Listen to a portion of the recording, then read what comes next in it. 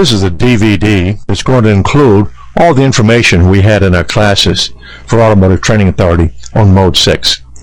I'm Bill Peak, and if you have any questions we haven't been able to answer for you, go ahead and drop us an email.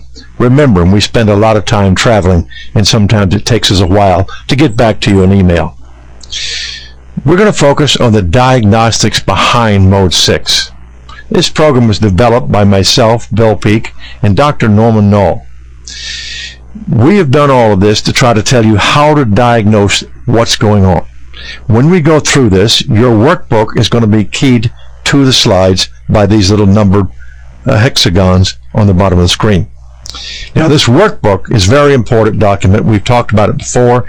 Use the index to find the vehicle manufacturer and the specific test ID you want to find. Then that'll show you the component IDs when you get there. And you'll get to the charts that show you a combination of test IDs and component IDs.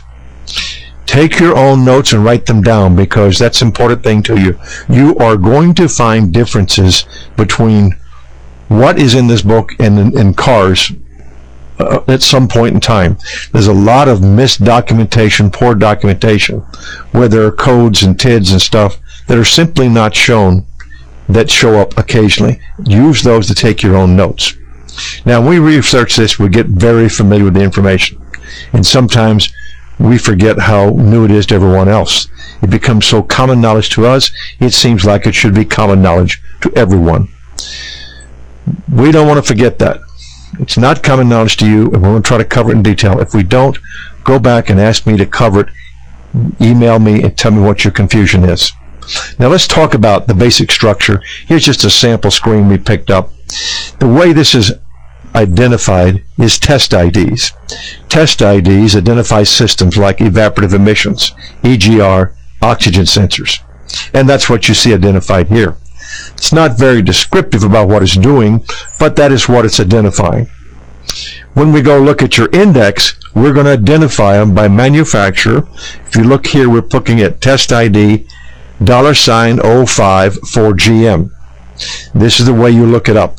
The $ signifies it's in hexadecimal numbering. We're going to go to page 61, which is the next page we're going to. When we get there, here is the close-up view of what we're looking at. TID 05 is oxygen sensor constants. It requires 2 pages. We get to 61. Here's what we're looking at. What we're trying to show you here is there's a lot of different voltages and readings and switch points and switchings that are taken from the fuel control and the after catalyst oxygen sensors. This requires 3 pages in GM just for test ID 05. If you'll notice, there's a great deal of information here. Very little of what you're going to find clearly identified in your scan tool. It's because this is going to do testing that goes well beyond the testing we normally do in oxygen sensors. Taking a look at one. Component ID 8 is B1S1, Bank 1, Sensor 1, Fuel Control, Lean to Rich switches in counts. The one just above that is Rich to Lean. So what it's doing is counting rich and lean switches. How much is it going in each direction? All of this is very good information for you to know. And you'll find out as we go through this how we're going to utilize this information. But since this material covers more than 10 years, there are multiple CIDs that are testing the same function. They have different units of measurement, different ways of doing it. Some are ratios, some are in seconds, some are in counts. So you'll see a lot of this other configuration. Now, the range of measurement over here has nothing to do with what you're measuring. As dumb as that sounds, let me explain to you. This is done from an engineering standpoint in how many bits it takes to remember this. 0 to 2048 is the number of things you can remember or identify with 11 digital bits of computer memory. Going down a ways, 0 to 1024 is a number of digital bits you can use with 10 bits of information in memory. And 0 to 65,000 535 is the number of bits you can remember when you have 16 bits of information. You can count up to 65,535.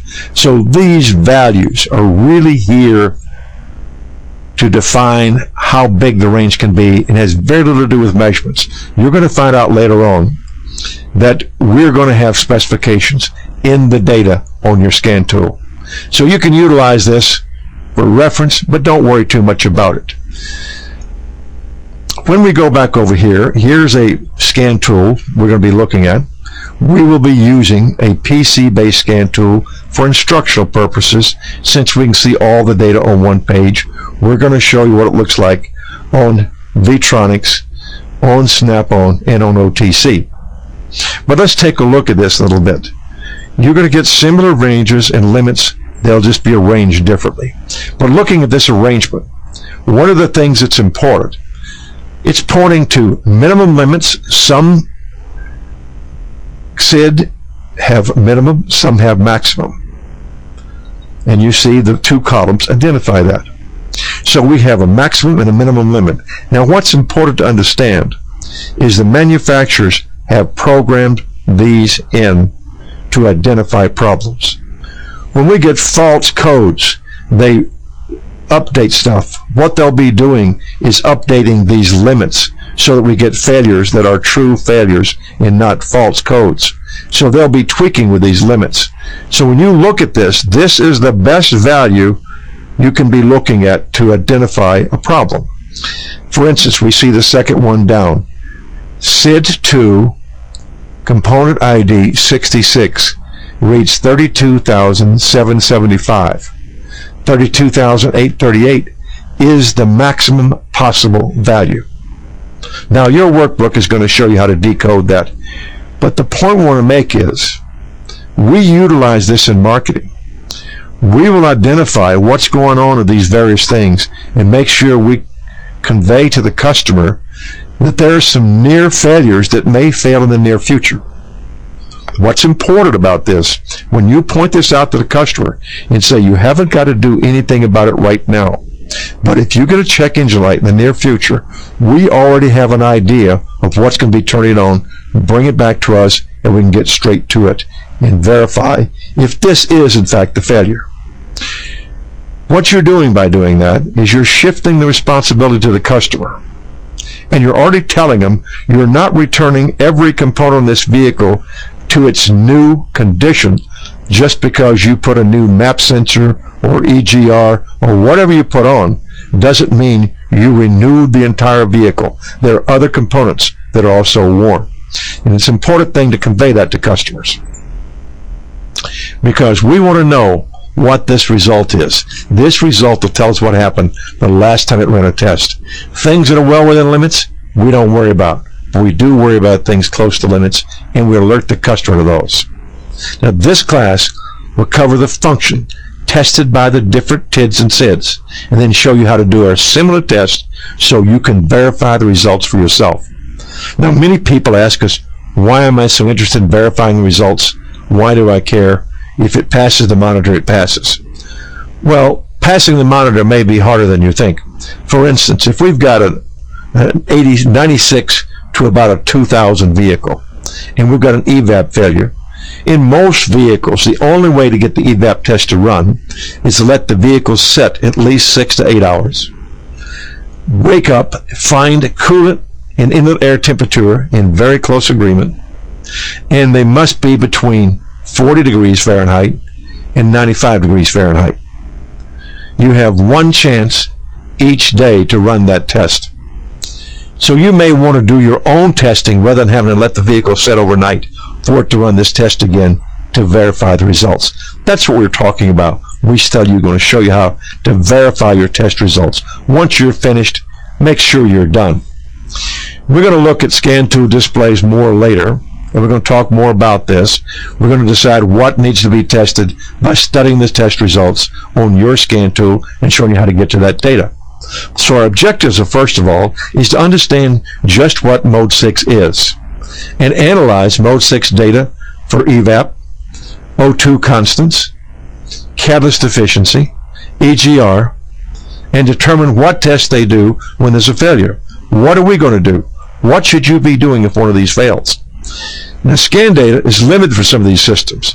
You can't see much on catalyst efficiency, for instance, and you can't see much on switching speed for the oxygen sensors. Yet, these 4 things represent some of the highest failures we have in inspection and maintenance programs. Mode 6 data covers these, and they're more difficult to diagnose systems than some of the routine stuff we look at. In the top 10 failures, for OBD2 failures in Wisconsin State Inspection for 2005, number 1 was low EGR flow. Number 2 was catalyst efficiency below the threshold. One of the things we want to ask you at this point, what do you do now for testing these 2 things? Most people have some kind of reasonable test where they pull up the EGR and see if the engine stalls. Do you have a test to know really how much flow you have without chopping it off with an axe and see if it's right? The next failure is oxygen sensor slow response. Most people do not do an oxygen sensor response test. We'll show you how to do that. The next one is a misfire detected under cylinder 1. We're going to spend some time talking about looking at misfires and how to determine them. System 2 lean. That's something that is not covered by Mode 6. Random misfire or multiple misfires detected is number 6, covered by our misfire testing. EVAP emission control system malfunction. We're going to show you how to analyze the entire EVAP system. Heater malfunction on the oxygen sensor. We're going to show you good ways to test that. EVAP system has a small leak. The oxygen sensor has slow response for bank 2. It's a tie at 10th place. The other one coming in at 10th is oxygen sensor has no activity detected. Out of all these, the red ones are systems that are going to be covered by Mode 6 testing, and the red ones are not. The black one, number 5, is not tested by this. So as you can see, we're going to hit a lot of emission control problems by doing Mode 6. Now, the test results and the diagnostics are going to give us a much faster way to diagnose these systems than what you have now. If you've looked at those systems, you may not have a good way to diagnose them. We can use this to see how much flow we have in EGR, how close we are to failing. These limits are going to help us watch for things that are near passing and near failing. Why do we care about near pass and near fail? Well, if we happen to have an intermittent malfunction engine lamp, we look at this data and we find a near pass. Now, if it's near passing, real close, the next time it runs, it might pass. We do that 3 times, and it'll turn the check engine light on. Go back and fail it twice more, it turns it back on again. So we can get it turned off, turn it on. Same thing with failure. If it's near failing, it may turn the engine light on very soon. How long? We can't decide that. We're not going to predict it, but we do warn the customer. It may give you a check engine light in the future, in the near future, next 6 to 8 months minimum. Now, when we look at things like the OTC, let's take a look at their screen. This is the OTC scan tool. Looking at this screen, it's very obvious to us that test ID number 11, component ID 10, passed. Here is component test ID 4, component ID 20, it passed. All of these are indicating we don't have to test these. So when we want to utilize these, we're going to go through and look at other things. When we have one that failed, it's going to look something like this. We're going to look up and say, well, test ID 2B is higher than 2A, 28. Now we have to tell you that because this is a Ford. It is test ID 2B SID 00. We're going to go look this up in our index. It's on page 93 in your book. It deals with vapor generation with absolute maximum pressure rise and threshold used for natural vacuum. We're going to talk more about natural vacuum. But what we can tell you now is that this is measured in inches of water. We found that up by looking up page 93. Ford has conversions for their data. But it's easy to see we have a clear failure here. The measured value is 0. The minimum value is 35,328. But we can still do the math. Let's go look at it. The page 93 tells us the results will be in inches of water. Doing the math, subtract 32,768 from the measured value, which is 0 minus 32,768, giving us minus 32,768. Multiplying that out is a minus 63.9 inches of water. This is pretty close to a default value of a test that has not run. And we should be aware of default values. We'll be talking about that more later. Now, the limit, we have math that makes sense. 35,328 is our limit. Minus 32,768 gives us 2,560, which comes out to be 4.94 inches of water. I want you to pay particular attention to what is being tested. In this case, it is vapor generation for a natural vacuum test. This is a preliminary test that determines the next test phase. Ford breaks it down into 4 test phases. We'll talk about it in detail later on. But if this test fails, the PCM will do a weak vacuum test, checking for a gross leak. The objective of this class is to make sure you understand these meanings of these descriptions as they're used by the vehicle manufacturer, and what you should test and what you should pay attention to. And we want to make sure you understand how to use the information in the book, because it is a little bit more difficult. We sometimes find data in here that does not seem to match the descriptions given by the manufacturer. You're going to see that. It's because of poor documentation. We sometimes find data that doesn't match different scan tools on the same vehicle. We take brand X, put it on there, brand Y, put it on there. They give us different sets of data. Don't necessarily blame us or the scan tool manufacturer. The manufacturers have not done a great job of documenting Mode 6. And truthfully, with a lot of people not using it, most people haven't paid much attention to Mode 6, so it's worth paying about it. But let's tell you what we know about this test, so we put your mind at ease about this code. We know that vapor generation will not set a code by itself. It directs the PCM to additional testing, and we'll discuss that more when we get to natural vacuum. But there are other things we're going to have to find out that should cause you to stop and think, like defaults for tests that have not run. Pay attention to defaults. They'll keep you from chasing ghost. Now, a ghost is when you try to fix a problem that is not there.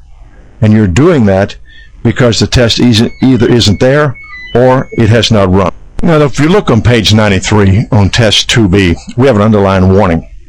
Ford, in particular, uses default values for tests that are not used or have not run.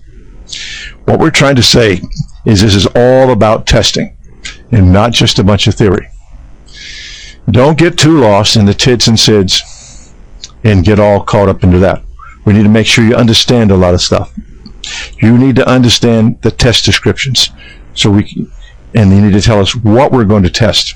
What we're going to try to do here is tell you about OBD2 testing, and that requires some level of theory and helping you understand the test description so you know what's being tested.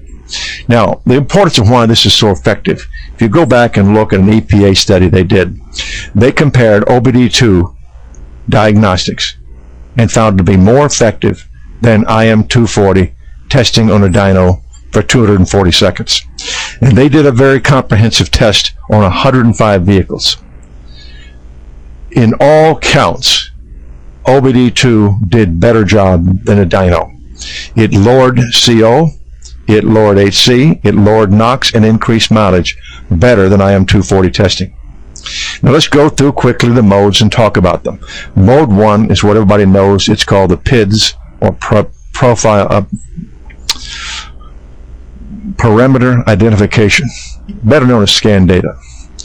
2 is freeze frame, and that's going to be very important when we talk about interpreting and understanding what we have and how to duplicate what's contained in our Mode 6 data.